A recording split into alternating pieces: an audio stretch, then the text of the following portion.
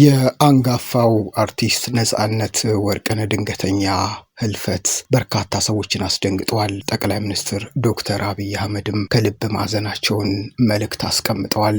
ነጻነት በብሔራዊ ሁነቶች ላይ የነበረው አስተዋጽኦ ሁሌም ሲታወስ ይኖራል ሲሉ ጠቅላይ ሚኒስትር ዶክተር አብይ አህመድ መልእክታቸውን አስተላልፈዋል። ጠቅላይ ሚኒስትር ዶክተር አብይ አህመድ በተወዳጁ አርቲስት ነጻነት ወርቅነህ ድንገተኛ ህልፈት የተሰማቸውን ጥልቅ ሐዘንም የገለጹት ጠቅላይ ሚኒስትሩ ባስተላለፉት የሐዘን መልእክት አርቲስት ነጻነት ወርቅነህ በተለይም በታላቁ ህዳሴ ግድብ ላይ በተዘጋጀው የ2016 ዓ.ም መቀበያ መርሃ ግብር ላይ የነበረውን ጉልህ ተሳትፎ በአድናቆት አስታውሰዋል። ነጻነት ሁላችንም አዲሱን ዓመት በደስታ እንድንቀበል ካደረገው አስተዋጽኦ ባሻገር በብሔራዊ ሁነቶች ላይ የነበረው ሚና ሁሌም የሚታወስ ነው ሲሉ ጠቅላይ ሚኒስትር ዶክተር አብይ አህመድ ስለ ነጻነት ወርቅነህ ገልጸዋል። ነጻነት ወርቅነህ በኪነ ጥበብ ዘርፍ ካበረከተው ሰፊ ስራ በተጨማሪ ለሀገራዊ ጥሪዎች የነበረው ቅርበትና ንቁ ተሳትፎ ለብዙዎች አርአያ መሆኑንም ነው ጠቅላይ ሚኒስትሩ የገለጹት። ጠቅላይ ሚኒስትር ዶክተር አብይ አህመድ ለአርቲስቱ ቤተሰቦች፣ ለወዳጆቹ፣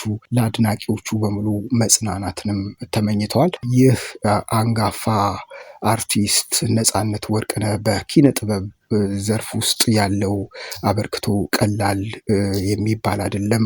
የተለያዩ የቲያትር ስራዎቹም በቲያትር አፍቃሪ ልብ ውስጥ የቀሩ ናቸው ማለት ይቻላል። የቴሌቪዥን ፕሮግራም አቅራቢነቱም ከአቅራቢነት በላይ የሆነ ድንቅ ችሎታ ያለው ሰው መሆኑንም አሳይቷል። በኢቢኤስ የቤተሰብ ጨዋታ ፕሮግራም ላይ እያዋዛ እያስፈገገ ድንገት የሚያመጣቸው ሀሳቦች የፕሮግራሙ ልዩ ድምቀትና ሞገስ ነው ማለት ይቻላል። ተወዳጁ አርቲስት ነጻነት ወርቅነህ በፊልም ስራዎቹም የሚታማ አይደለም። የሚሰጠውን ካራክተር በብቃት ከመጫወት ባለፈ በጓደኞቹ ተወዳጅና ቅን የሆነ ባህሪ እንዳለውም በተደጋጋሚ ይነገርለታል። እሱ ባለበት ፈገግታና ደስታና ነጻነት እንደሆነ ብዙዎቹ ስለሱ ይመሰክራሉ። ነጻነት በስነ ምግባሩ በፈገግታውና በሙያ ፍቅሩ የሚታወቅ ታላቅ ባለሙያ ነው በማለትም ይገልጹታል።